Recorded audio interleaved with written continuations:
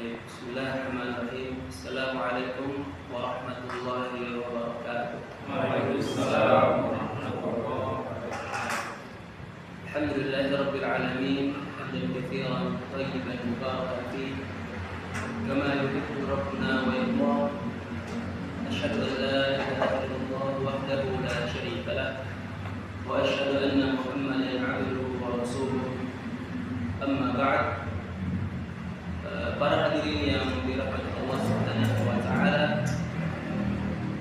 tidak ada kata yang pantas kita ucapkan pada kesempatan malam hari ini kecuali rasa syukur kita kepada Allah Subhanahu wa taala atas limpahan nikmat dan karunia-Nya lah kita sama-sama bisa berjalan untuk menghadiri kajian ilmu ini, di mana Rasulullah sallallahu alaihi wasallam bersabda, "Wa majtama'a qaumun fi baitin min buyutillah." Tidaklah suatu kaum berkumpul di salah satu rumah dari rumah-rumah Allah Subhanahu wa taala, yaitu masjid, yatluna kitab Allah. Mereka membaca, mentadabburi Al-Qur'an, kitab Allah. Wa yatadarasunahu bainahum, dan mereka saling mempelajari satu sama lain. Illa nazalat 'alaihimur rahmah, kecuali akan turun kepada mereka rahmat. Wa ghasyiyatuhumus sakinah, dan mereka diliputi oleh ketenangan dalam majelis ilmu tersebut. Ini merupakan keutamaan yang besar bagi seseorang yang keluar dari rumahnya untuk menuntut ilmu. Kemudian kita juga tidak lupa untuk selalu bersyukur kepada Allah Subhanahu wa taala, karena sebagaimanapun nikmat Allah Subhanahu wa taala yang telah diberikan kepada kita, kita tidak akan mampu untuk menghitungnya. Sebagaimana firman Allah Subhanahu wa taala, "Wa in ta'uddu ni'matallahi la tuhsuha." Jikalau kalian menghitung nikmat Allah, maka kalian tidak akan mampu untuk menghitungnya. Akan tetapi sayangnya, kebanyakan dari kita sangat sedikit yang bersyukur atas nikmat Allah Subhanahu wa taala. Wa qalilun min ibadiyas syakur.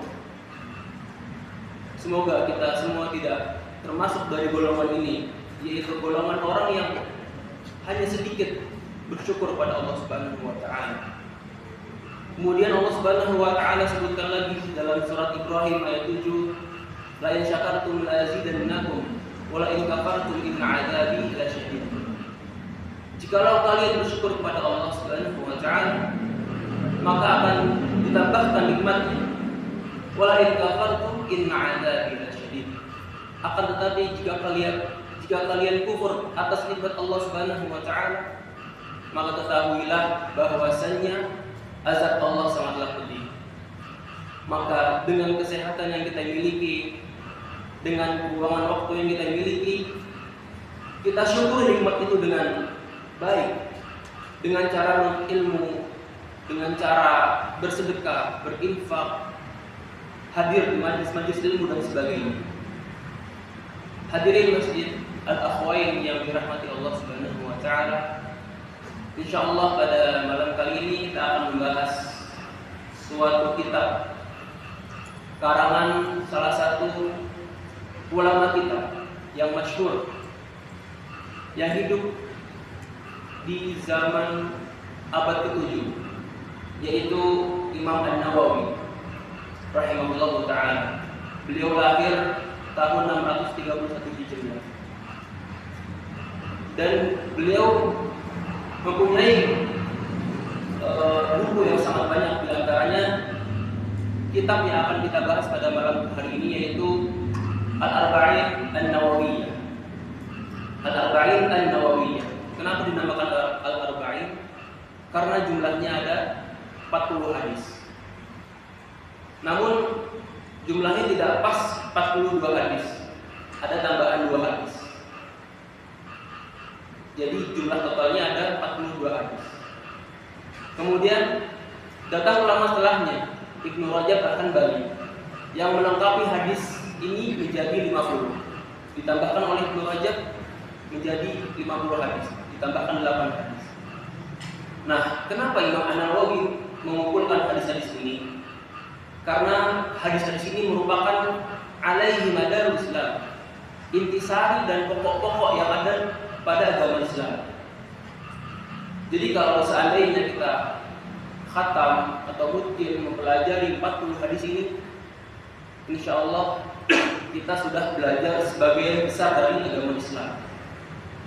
Makanya Imam Ahmad dan Imam Syafi'i rahimahumullah ta'ala berbicara tentang kitab ini, yaitu terutama di bab tentang keimanan dan niat, yang mana niat merupakan setengah dari agama kita ini. Karena di agama kita ini, Islam, terdiri dari dua macam ibadah, yaitu ibadah zahiriyah yang tampak seperti sholat, puasa, zakat, haji dan lain-lain, dan juga ibadah batiniyah yang letaknya ada di hati. Dan jika kita memahami hadis yang pertama ini, insya Allah kita bahas, yaitu tentang niat, yang mana ini letaknya ada di hati, insya Allah kita sudah menguasai setengah dari agama Islam. Oke. Kemudian kita berbicara tentang biografi Imam An-Nawawi. Beliau bernama Yahya bin Syaraf Ibn Murri Ibn Ka'ab Ibn Hazim Al-Hazimi An-Nawawi.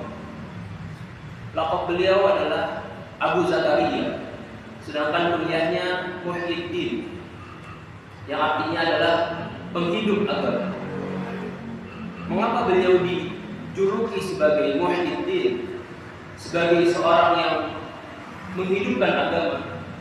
Karena pada zaman itu, di zaman abad ke-7 Hijriah, Islam sudah mulai meredup.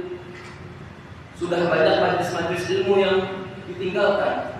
Sudah banyak syekh-syekh, ustadz-ustadz yang jarang mempelajari kitabullah, sunnatullah. Oleh karena itu, dengan segala upaya, beliau sejak kecil dididik oleh gurunya, oleh orang tuanya untuk senantiasa belajar Islam, sehingga beliau pun dijuluki dengan Muhyiddin, sebagai penghidup dari agama Islam.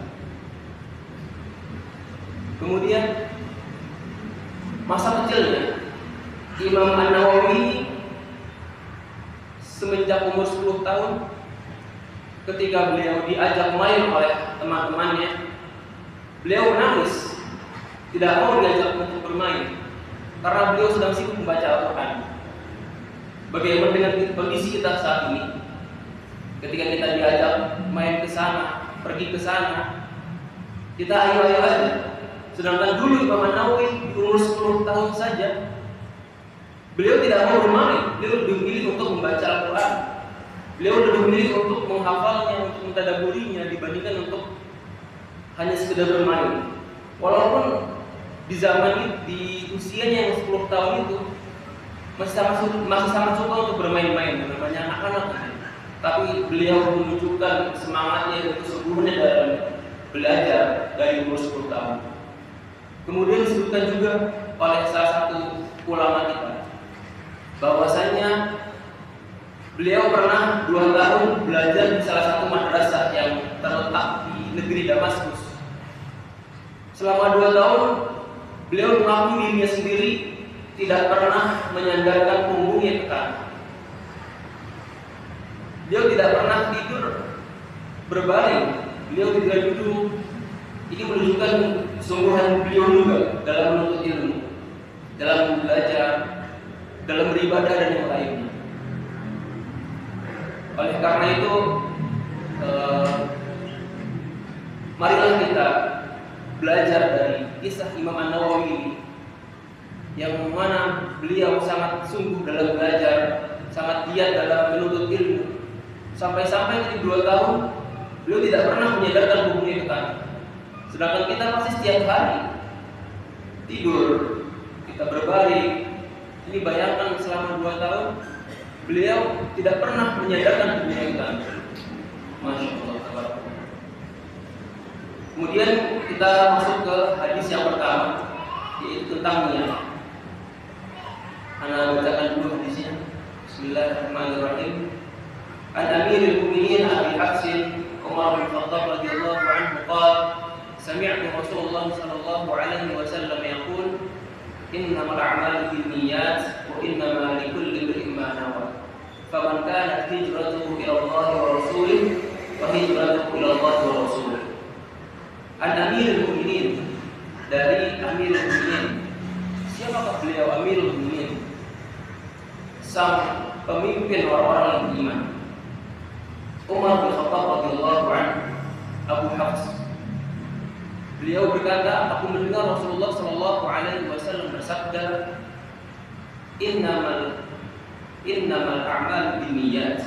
Sesungguhnya amalan-amalan itu tergantung pada niat. Wa innamal likulli imrin ma nawa. Dan setiap orang akan mendapatkan pahala sesuai apa yang dia niatkan. Faman kanat hijratuhu ila Allah wa rasulih. Dan barang siapa yang berhijrah untuk mengharapkan ridha Allah Subhanahu wa taala, fa hijratuhu ila Allah wa rasulih.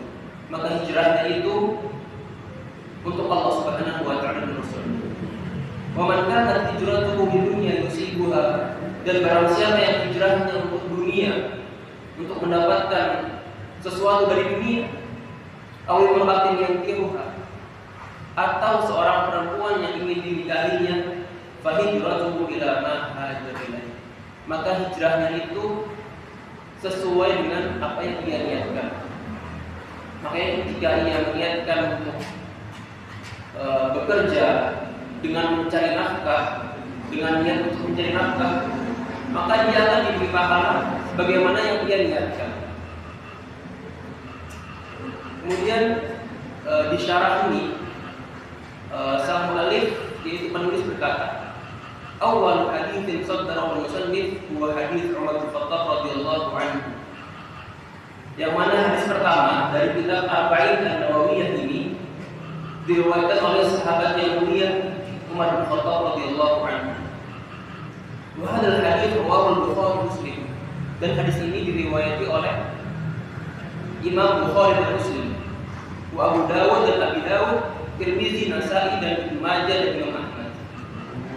Wa hadzal hadits asl min usul hadzal fan. Asl min usul hadzal din. Dan hadis tentang niat ini merupakan fondasi, kaidah atau letak pertama dari agama Islam. Wa huwa islamun niyyah subhanahu wa ta'ala, yaitu meluruskan niat kita hanya untuk pada Allah Subhanahu wa ta'ala. Meluruskan niat kita terutama dalam beribadah dan kehidupan yang lainnya hanya untuk Allah Subhanahu wa ta'ala. Wa ja'ala ba'd ulama hadzal hadits musaddaran fi awwal kutubihim. Dan sebagian ulama menjadikan hadis niat ini sebagai materi yang mana banyak menulis buku mereka untuk mengawali dengan bab niat ini. Iman minhum bi ahammiyat islahin niyyah. Yang mereka menganggap bahwasannya hadis niat ini merupakan sebuah materi yang sangat penting sebagai pengingat kita di awal buku, di awal kajian. Maka sebelum kita melakukan sesuatu, sebelum kita untuk mengerjakan sesuatu, entah belajar atau bekerja atau berbagai kegiatan yang lainnya, hendaklah kita meluruskan niat kita terlebih dahulu. Sebelum beramal, maka hendaklah kita perbaiki niat terlebih dahulu. Sawa'an fi talab ilmi aw ghairi. Al-Bukhari rahimahullah awal haditsin wada'ahu fi sahih. Sebagaimana Imam Bukhari dalam sahihnya, beliau menetapkan hadis tentang niat ini, hadis innamal a'malu binniyat, di bagian pertama kitab sahihnya. Wal Hafidz Al-Maqdisi rahimahullah fi 'Umdatul Ahkam. Juga Hafidz Al-Maqdisi menempatkan hadis niat ini sebagai hadis yang pertama beliau tulis. Awal haditsin wada'ahu hadzal hadits. Kemudian diikuti pula oleh Imam Nawawi, penulis buku ini. Beliau juga meletakkan hadis ini di awal buku. Bal hatta qala ba'duhum, bahkan sebagian ulama mengatakan yang bagi li kulli musannif, hendaknya setiap seluruh penulis buku an yad'a hadzal hadits fi sadri musannif, untuk meletakkan hadis niat ini di awal buku mereka. فالعبد إذا أصلح النية لله عز وجل في كل عبادة يتضاعف الثواب. Musannif memberikan syarah bahwasanya sebagai seorang hamba, idza aslaha niyyah, jika niatnya sudah lurus, jika niatnya sudah benar untuk Allah Subhanahu wa taala dalam segala ibadahnya, dalam salat, dalam berzikir, dalam membaca Al-Qur'an dan ibadah-ibadah yang lainnya, yatadha'af thawab, maka Allah akan melipat gandakan pahalanya. Tidak hanya sekedar satu atau dua, tapi Allah akan melipatkan berlipat-lipat ganda pahala yang ia niatkan hanya kepada Allah Subhanahu wa taala. Sebagaimana tafsir Ibnu Katsir menafsirkan ayat Allahu yudha'ifu liman yasha, Allah akan melipat gandakan segala sesuatu, ai bihasabi ikhlasihi fi 'amali. Allah akan melipat gandakan pahala orang yang mengikhlaskan niat sesuai dengan niat tersebut, apakah ia ikhlas berniat untuk Allah Subhanahu wa taala ataukah ia tidak ikhlas. Wa idza ra'aita an-nas yasukuna fil masjid shalah, jika kita melihat para jamaah masuk ke masjid kemudian membuat saf-saf di masjid, fatabayyanu ujurahum, maka setiap orang akan berbeda pahalanya. Wa irtifa'iha wa idhahiha, ada yang niatnya ikhlas hanya untuk Allah Subhanahu wa taala, ada yang salatnya ingin dilihat agar terlihat rajin, ada juga yang datang ke masjid bahkan dia tidak tahu ini salat apa, hanya sekedar salat. Ini merupakan bahaya yang besar bagi kita. Setiap kita salat, pastikan niat kita benar, pastikan niat kita ikhlas untuk Allah Subhanahu wa taala. Fa'idha qila man ladhi yusaffi niyyah, kemudian jika ditanya apa hal-hal yang bisa meluruskan niat, maka kita menjawab naqulu ad-du'a, yaitu berdoa kepada Allah Subhanahu wa taala. Jika kita ingin meluruskan niat kita, jika kita ingin mengikhlaskan niat kita, maka hal pertama yang dilakukan adalah perbanyak doa kepada Allah Subhanahu wa taala. Yad'u syakhsu rabbahu bi an yarzuqahu al-ikhlas. Sebagaimana kita setiap berdoa jangan lupa untuk meminta keikhlasan niat kita dalam beribadah kepada Allah Subhanahu wa taala.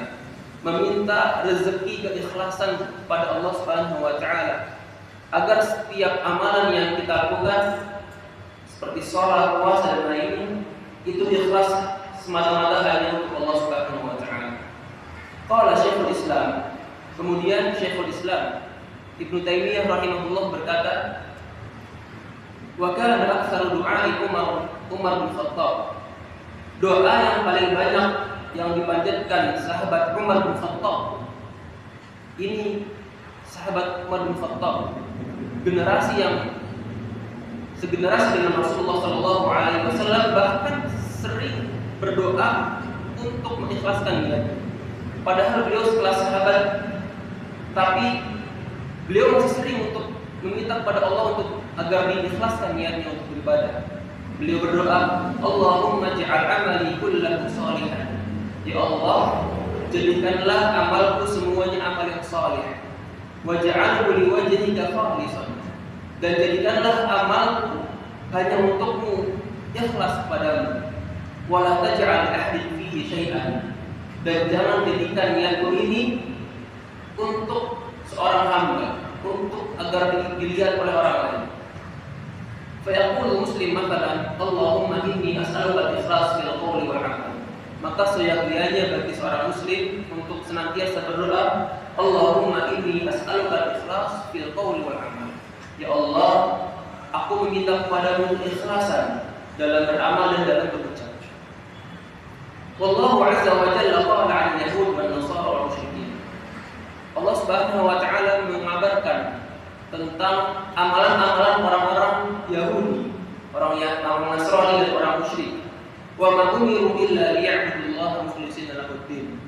Padahal Allah Subhanahu wa taala dalam surat Al-Baqarah ini Allah memerintahkan mereka agar tidak beribadah kepada Allah kecuali ikhlas kepadanya. Falifasadi dinihim lam yuthabu ala ma'amilu min amal.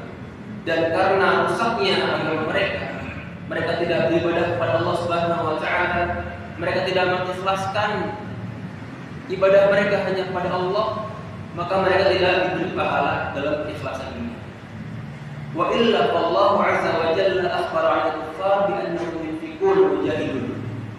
Kemudian Allah Subhanahu wa taala mengabarkan kepada kita bahwasanya orang-orang kafir itu juga berjihad.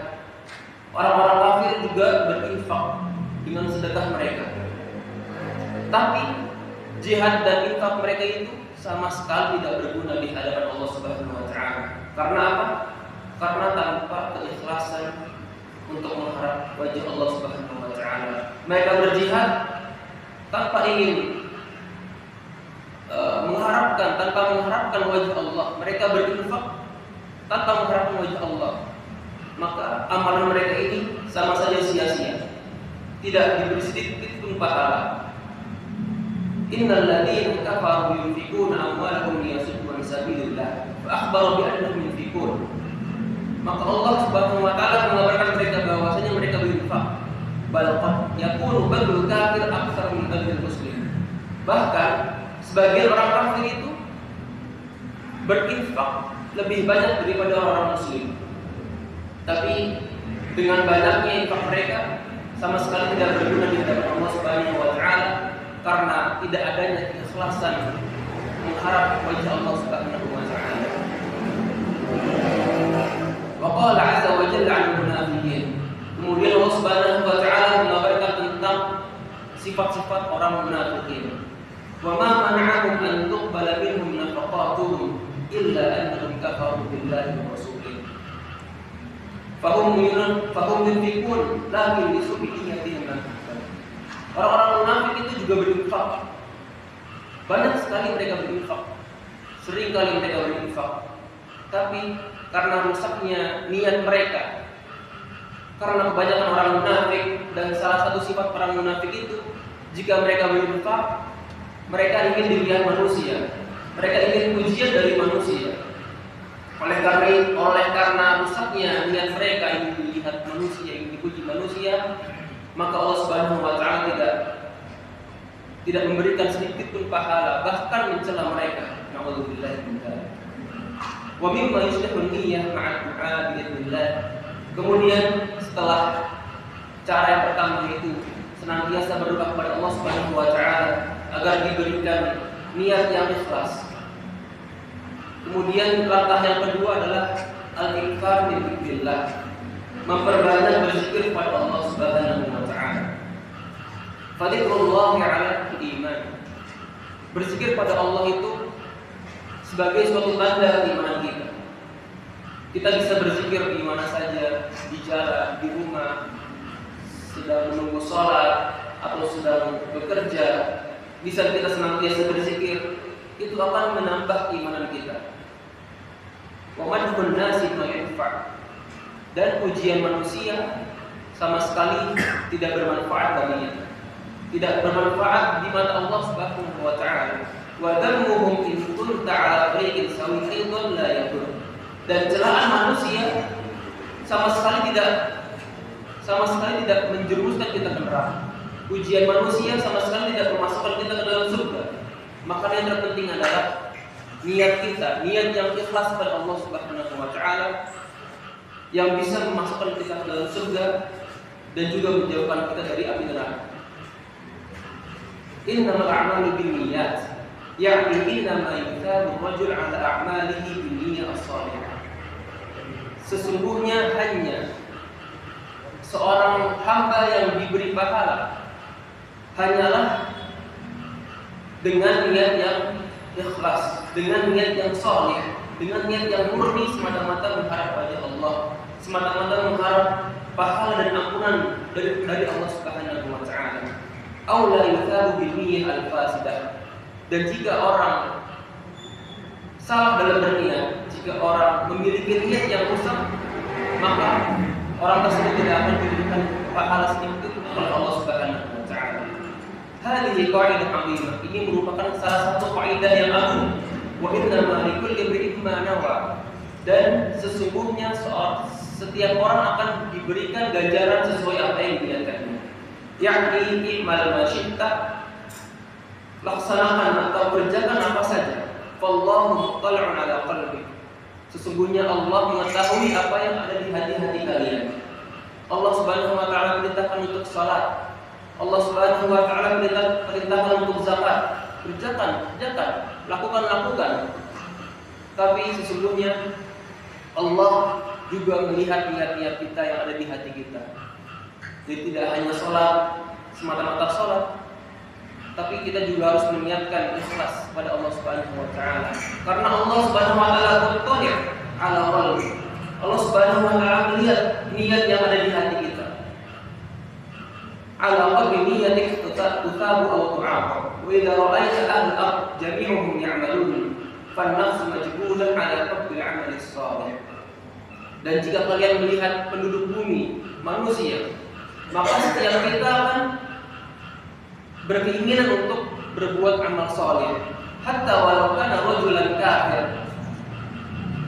Bahkan orang kafir pun sangat ingin berbuat kebaikan. Ingin berbuat kebaikan, misalnya seperti mengasihi fakir miskin, memberikan bantuan kepada orang-orang yang lemah.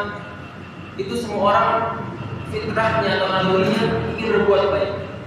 Lakin ya'ti syaitan fayufsidu 'alaihi niyyah. Tapi hati-hatilah, karena syaitan kapanpun dan dimanapun akan datang yang bisa merusak niat kita. Maka oleh karena itu setiap saat dan setiap detik pun kita dianjurkan oleh Allah Subhanahu wa taala dan oleh Rasulnya Muhammad sallallahu alaihi wasallam untuk selalu meluruskan dan memperbaiki niat kita hanya untuk mengharapkan wajah Allah Subhanahu wa taala. Wa man kana hijratuhu li dunya yusibuha.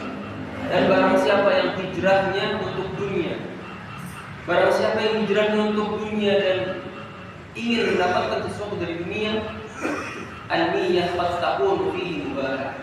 Ini merupakan niat yang diperbolehkan. Jika kita berniat ingin mendapatkan dunia, bisa jadi itu sesuatu yang mubah atau fasidah, sesuatu yang dibolehkan atau sesuatu juga yang merusak keikhlasan kita. Idza kanat dunya mubah, jikalau niat kita untuk dunia sebagai sesuatu yang diperbolehkan, yang tidak dilarang oleh Allah Subhanahu wa taala, la yujadu syakhsu 'ala hadzal mubah, maka seseorang tidak akan diberikan pahala. Misal seorang bekerja untuk mencari nafkah atau sekedar bekerja saja, orang tidak akan, Allah Subhanahu wa taala tidak akan memberikan pahala kecuali dia ingin berniat untuk bernafkah, untuk menafkahi anak istrinya, mungkin untuk menafkahi fakir miskin. Maka jika seseorang berniat untuk itu, Allah Subhanahu wa taala akan berikan. Tapi jika niat ia untuk bekerja saja, Allah Subhanahu wa taala tidak ingin memberikan pahala. Aw imra'atun yankihuha fa hijratuhu ila ma hajara ilaihi. Atau seseorang yang ingin menikah dengan seorang perempuan, maka ini niatnya mubah, diperbolehkan oleh Allah Subhanahu wa taala. Fa idza kana qasduhu dunya nahwu dzalik fala yuthabu 'ala dzalik. Kemudian hal yang harus kita perhatikan dan hati-hati tentang niat kita. Rasulullah Shallallahu Alaihi Wasallam bersabda, ada 3 golongan orang yang pertama kali dimasukkan ke dalam neraka, padahal dia muslim, padahal dia orang yang beriman. Tapi naudzubillah, 3 golongan ini yang pertama kali dimasukkan oleh Allah Subhanahu Wa Taala ke dalam neraka. Siapakah 3 golongan tersebut? Kita baca hadisnya. An Abi Hurairah radhiyallahu anhu, dari sahabat Abu Hurairah radhiyallahu anhu qala sami'tu Rasulullah sallallahu alaihi wasallam yaqul. Rasulullah sallallahu alaihi wasallam bersabda, "Inna awwalan nas yuqda yawmal qiyamah alaihi rajulun ustushhida fa utiya bihi." Sesungguhnya manusia yang pertama kali dimasukkan ke dalam api neraka adalah orang yang mati syahid. Fa utiya bihi fa'arafahu bi ni'amahu fa'arafaha. Dan Allah Subhanahu wa taala berikan syahid itu. Allah wafatkan orang tersebut dalam keadaan syahid. Fama 'amilta fiha qala qataltu fika hatta ustushhida. Pada hari kiamat Allah Subhanahu wa taala bertanya kepada orang yang mati syahid tersebut, "Untuk apa antum mati syahid?" "Aku mati syahid karena ingin mengharapkan pahala dari Allah." Kemudian Allah Subhanahu wa taala bilang, "Kadzabta, sungguh engkau telah dusta. Walakinnaka qatalta li an yuqala jali'un." Akan tetapi engkau mati syahid hanya untuk dilihat sebagai engkau sebagai seorang yang berani. Engkau mati syahid hanya ingin dilihat manusia. Engkau mati syahid hanya ingin dipuji manusia. Faqad qil, dan kamu telah mendapatkan gelar itu, gelar mati syahid. Tsumma umira bihi fasuhiba ala wajhihi. Kemudian diseretlah wajahnya hatta ulqiya fil nar, sampai ia masuk ke dalam neraka. Itu golongan pertama yang dimasukkan ke dalam neraka. Kemudian golongan kedua, orang yang pandai membaca Al-Qur'an.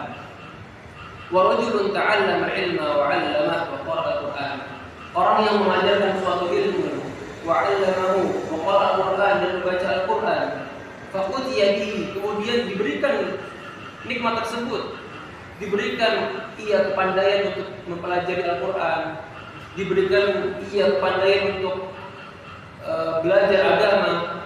Faqala fama 'amilta fiha. Kemudian Allah Subhanahu wa taala bertanya, "Apa nikmat yang kau lakukan dengan nikmat tersebut?"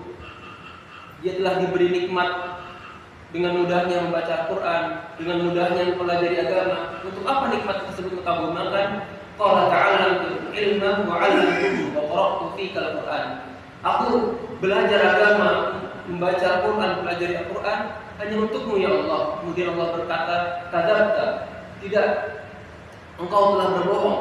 Walakinnaka ta'allamtal ilma liqala 'alim." Akan tetapi engkau belajar ilmu agama hanya untuk dibilang seorang ahli agama. Wa qara'ta al-Qur'an liqala huwa qari. Dan engkau membaca Quran hanya ingin dibilang seorang qari, seorang membaca Al-Qur'an. Faqad qil, dan gelar tersebut telah engkau dapatkan, gelar seorang ahli, gelar seorang qari telah engkau dapatkan.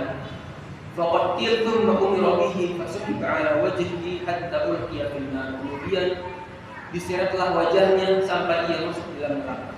Itu golongan yang kedua. Kemudian golongan yang ketiga adalah orang yang dermawan. Wa rajulun wassa'allahu 'alaihi, orang yang Allah berikan kelapangan dalam harta. Wa a'tahu min asnafil mali kulli, ya Allah memberikan kepadanya banyak harta dunia ini kepadanya. Fa utiya bihi fa'arafahu ni'amahu fa'arafaha. Kemudian ia mendapati harta tersebut, ia menjadi orang yang sangat kaya, ia menjadi orang triliuner, miliarder. Faqala fama 'amilta fiha, maka Allah Subhanahu wa taala berkata, "Apa yang telah kau lakukan dengan hartamu?" Qala ma taraktu min sabilin tuhibbu an yunfaq fiha illa anfaqta fiha. Aku mempunyai harta ini hanya untuk berinfak di jalan-Mu ya Allah. Kemudian Allah Subhanahu wa taala berkata, "Kadzabta, tidak, kamu berbohong. Fa'alta liqala huwa jawab." Kamu berinfak kepada banyak orang hanya untuk dibilang dermawan, hanya untuk dibilang orang yang suka memberi. Faqatil, kemudian orang dermawan itu telah engkau dapati gelarnya. Tsumma umira bihi fasuhiba 'ala wajhihi tsumma ulqiya fil nar. Kemudian sama ia diseret wajahnya hingga masuk ke dalam api neraka. Nauzubillah min dzalik. Kemudian poin yang terakhir adalah berusahalah kita berniat mengubah aktivitas biasa, aktivitas sehari-hari kita menjadi niat ibadah. Seperti kita bekerja, mencari nafkah, itu aktivitas seperti biasa. Tapi jika kita niatkan untuk beribadah kepada Allah Subhanahu wa taala, maka pekerjaan itu akan menjadi ibadah, akan bernilai, akan mendapatkan pahala ibadah juga. Jika kita safar, berkendara, itu merupakan aktivitas biasa, pergi ke pasar, aktivitas biasa.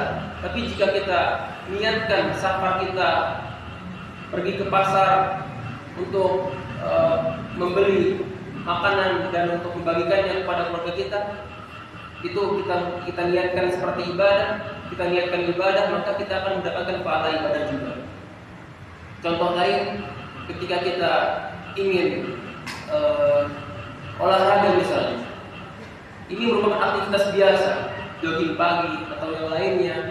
Tapi jika kita meniatkan olahraga tersebut dengan ibadah, agar tubuh kita menjadi kuat sebagaimana sabda Nabi, al-mu'minul qawiyyu ahabbu ilallah. Mukmin yang kuat itu yang lebih dicintai Allah dari mukmin yang lemah. Ini juga merupakan mendapatkan pahala dari Allah Subhanahu wa taala karena ia senantiasa mengubah aktivitas biasa menjadi ibadah kepada Allah Subhanahu wa taala.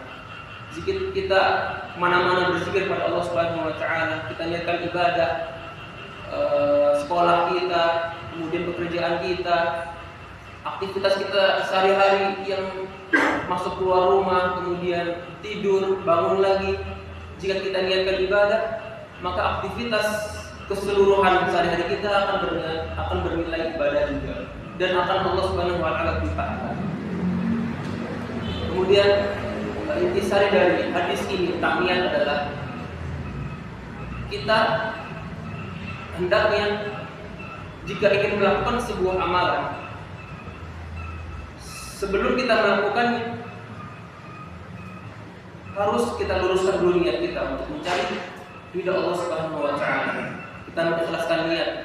Karena jika kita tergelincir saja, niat kita salah, bisa menjadi dan bisa termasuk ke dalam 3 golongan orang tadi.